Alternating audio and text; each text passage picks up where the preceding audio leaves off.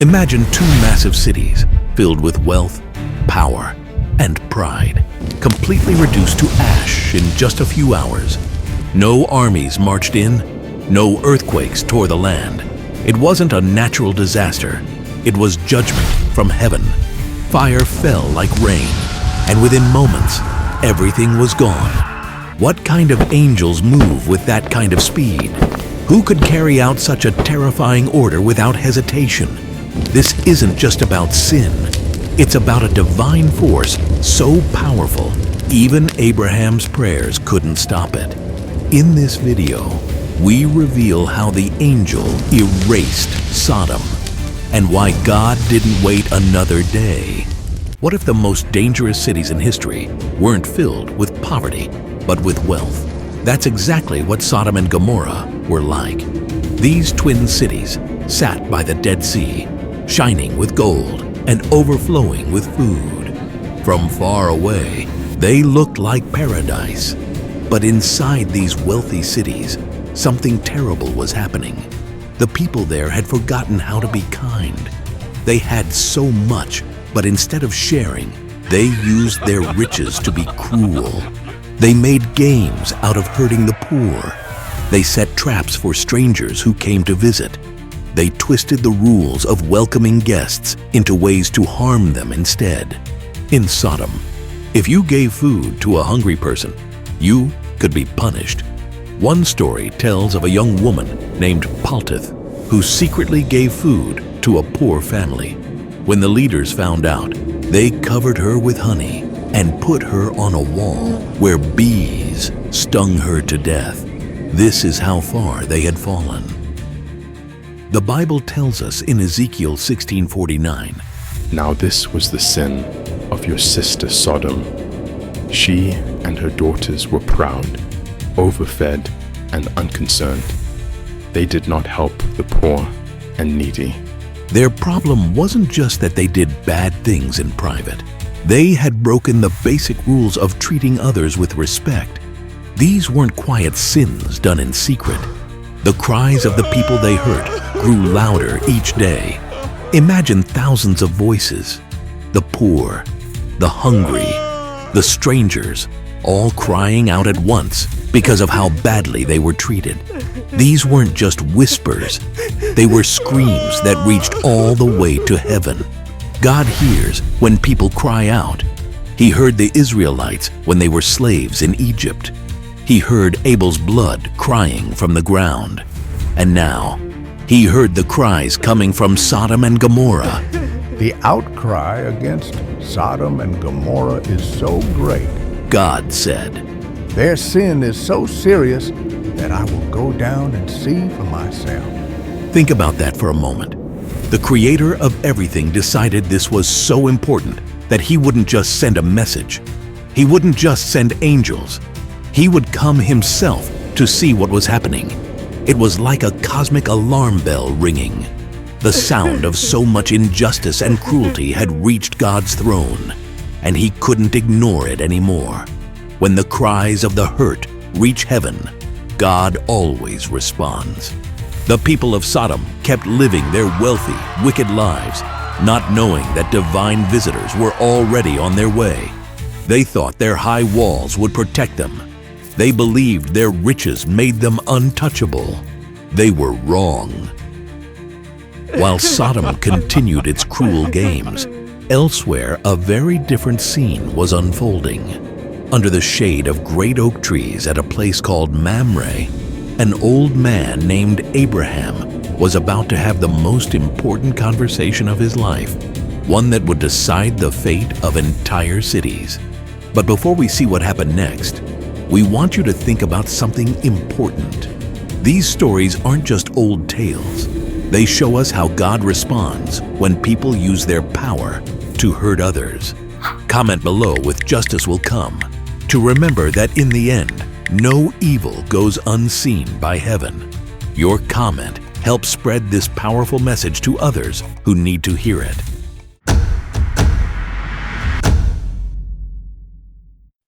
Have you ever tried to change God's mind? Abraham did, and what happened next will change your outlook towards God and His decisions. The day was hot, and Abraham sat in the doorway of his tent, resting in the shade of the oak trees at Mamre. He had just returned from battle and was enjoying a moment of peace. Suddenly, he looked up and saw 3 strangers standing nearby. In those days, welcoming travelers was sacred, but Abraham went above and beyond. He ran to meet them, bowed to the ground, and begged them to stay. Let me bring water to wash your feet. He said, Rest under this tree while I get some food for you. Abraham hurried to prepare fresh bread, choice meat, and milk, a feast fit for kings, and stood by while they ate. What Abraham didn't know yet was that these weren't ordinary visitors. As they finished eating, one of them asked, "Where is your wife Sarah?" This question would have startled Abraham.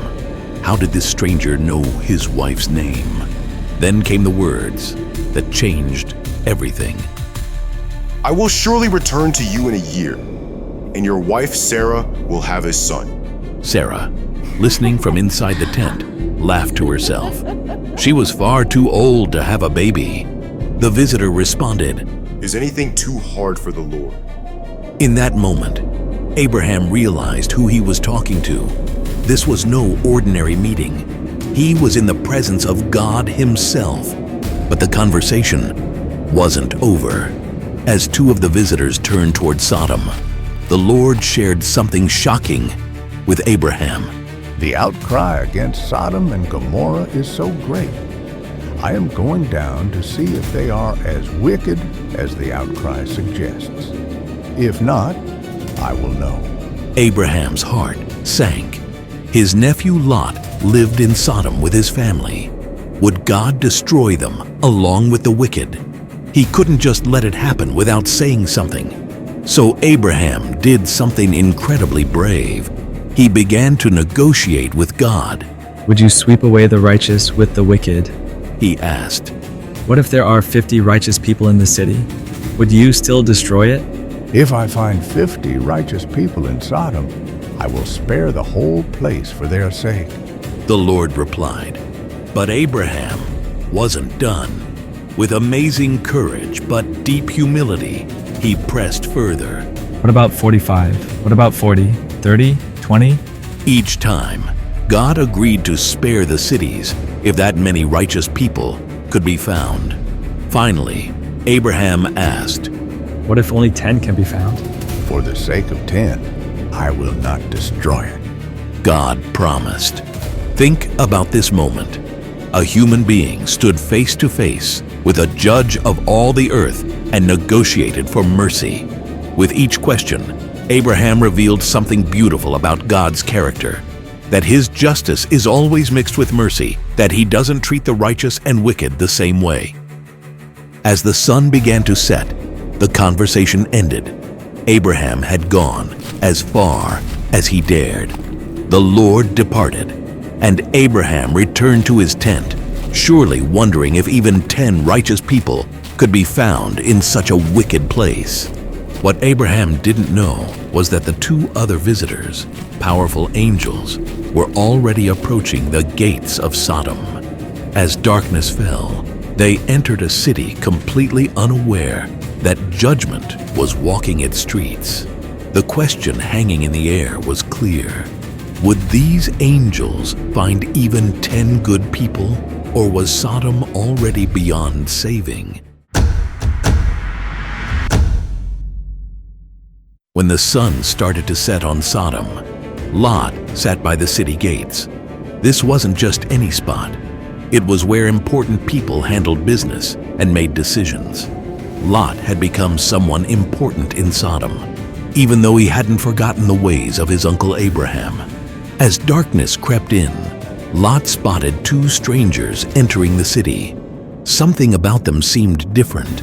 Maybe it was the way they walked or how they carried themselves. But Lot knew one thing for sure. Strangers in Sodom after dark were in terrible danger. "My lords, Lot said, jumping to his feet and bowing low. please come to my house. You can wash your feet, spend the night, and continue your journey in the morning." At first, They refused. No, we will spend the night in the square. They answered. Lot's heart raced. He knew what happened to travelers who slept in Sodom's streets. No, he insisted, almost begging them. Finally, they agreed to go with him. Inside his home, Lot showed them true hospitality. He washed their feet, baked fresh bread, and prepared a meal. This kindness stood out like a bright light in a city known for cruelty to strangers. But the peace didn't last long. Before they could go to sleep, something terrifying happened. Outside, voices grew louder and angrier. Soon, Lot's house was surrounded by men, not just a few troublemakers, but people from every corner of Sodom, young and old alike. Where are the men who came to you tonight? They shouted. Bring them out to us! Their intentions were clear and evil. These weren't curious neighbors. They were a violent mob ready to attack and humiliate the visitors. The very thing Lot had feared was now banging on his door. What happened next shows just how desperate Lot had become. He stepped outside, closing the door behind him to protect his guests. Please, my friends, don't do this wicked thing.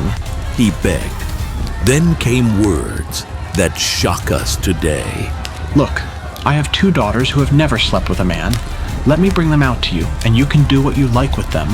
But don't do anything to these men, for they have come under the protection of my roof.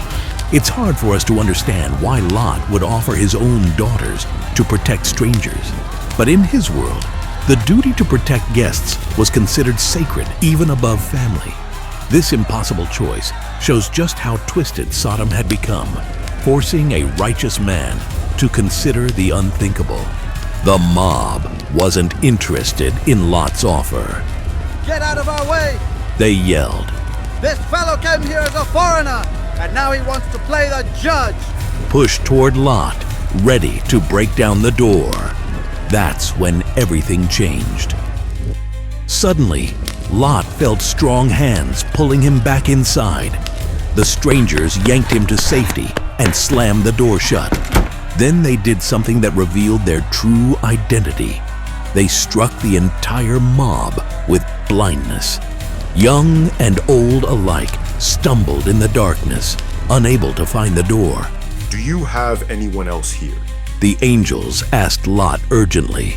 Sons-in-law, sons, daughters, or anyone else in the city who belongs to you. Get them out of here, because we are going to destroy this place. The outcry to the Lord against its people is so great that he has sent us to destroy it. As the confused mob groped in darkness outside, Lot faced an even darker truth. He had hours, not days, to save those he loved.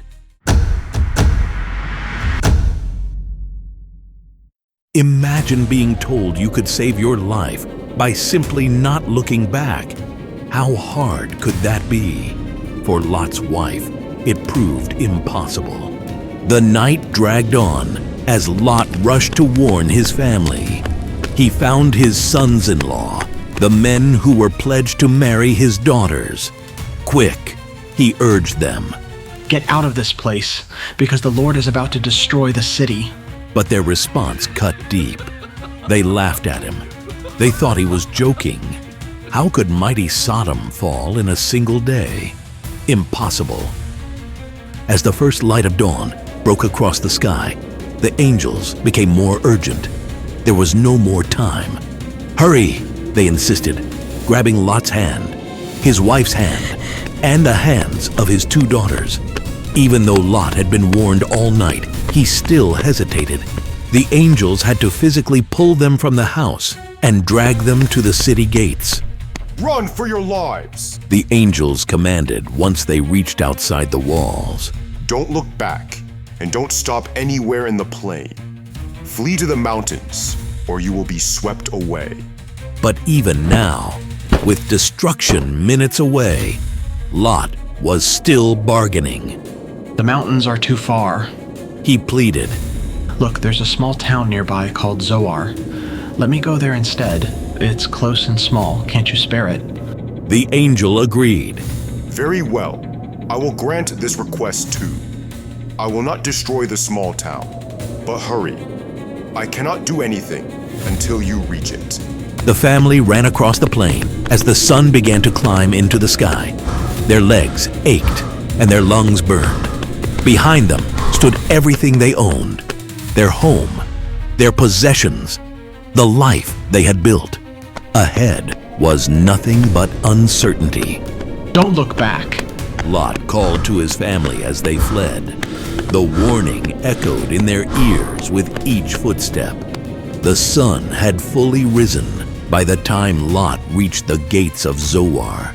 He had made it to safety just in time. But where was his wife? She had been right behind him, running with their daughters across the plain. But somewhere along the way, she had done the one thing they were told not to do. She looked back. Was it to see her beautiful home one last time? Was it because she couldn't believe destruction would really come? Was it because her heart was still in Sodom? We don't know. What we do know is what happened next. In that moment of disobedience, Lot's wife was transformed into a pillar of salt. Not just any shape, but a human form forever frozen in the act of looking backward. A monument to the danger of clinging to sin, even as rescue is offered. The words of the angel had been clear. Don't look back. Such a simple command, yet impossible for someone whose heart remained in a condemned city. Meanwhile, from far away at Mamre, Abraham woke early that morning. He hurried to the place where he had stood before the Lord, looking toward Sodom and Gomorrah. What he saw took his breath away. What kind of power can turn thriving cities to ash in mere hours? The answer reveals why even Abraham couldn't stop what was coming. As the morning sun rose over Sodom, nothing seemed unusual. People were just beginning their day, merchants, getting ready to trade, children playing in the streets, families eating breakfast. No one suspected it would be their last meal. Suddenly, the clear blue sky changed. Dark clouds gathered out of nowhere, swirling above the cities like nothing anyone had ever seen. This wasn't a normal storm. The clouds glowed with an eerie light that made people stop and stare upward in fear. Then it happened. Genesis 19:24 tells us, Then the Lord rained down burning sulfur on Sodom and Gomorrah from the Lord out of the heavens. The words rain down show us this wasn't just a few spots of fire. This was a downpour of destruction, covering everything like the flood had covered the earth in Noah's time. Burning rocks fell from the sky, crashing through rooftops and setting everything ablaze. The sulfur, yellow rocks that burned with a terrible smell landed everywhere at once. This wasn't a slow-moving disaster that people could run from. It was instant and everywhere at the same time. Houses that had stood for generations crumbled in moments. The wealthy markets, where merchants had proudly displayed their goods, became furnaces. The city walls that were built for protection now trapped people inside with nowhere to run. The screams didn't last long. Animals, people, even the plants in the fields, everything was consumed by this supernatural fire. Nothing was spared. The judgment that had been building for years was delivered in mere hours. And it wasn't just Sodom and Gomorrah. Nearby cities like Admah and Zeboim also burned. The whole valley that was once described as well-watered, like the garden of the Lord, became a wasteland of ash and smoke. From the hills of Mamre, many miles away, Abraham woke early that morning. He hurried to the place where he had stood talking with the Lord just the day before. Looking toward the valley, he saw something that made his heart sink. a huge column of thick smoke rising into the sky like a giant furnace. The smoke climbed higher and higher, visible from miles around. It was so tall that people in distant lands would have seen it and wondered what terrible thing had happened. This was no ordinary fire. The pillar of smoke stood as a witness to all who saw it. This is what happens when sin goes too far. Abraham stood in silence. Had God found 10 righteous people? Clearly not. His prayer had failed to save the cities. But as he watched, he must have wondered about his nephew Lot. Had he escaped, or had he perished with the wicked? What Abraham couldn't see was that the angels had completed their mission perfectly. These weren't gentle messengers bringing good news. They were warriors executing judgment with perfect precision. They had saved the righteous few, Lot and his daughters, but showed no mercy to anyone else. The angels' power was terrifying. They could strike an entire mob blind with just a gesture. They could bring fire from heaven that consumed cities in hours. Most importantly, they never hesitated. When God said destroy, they destroyed completely. By noon, it was over. Where proud cities had stood that morning, nothing remained but smoking ruins. The angels had done exactly what they came to do: swift execution of divine judgment. Later, Abraham would learn that Lot had survived.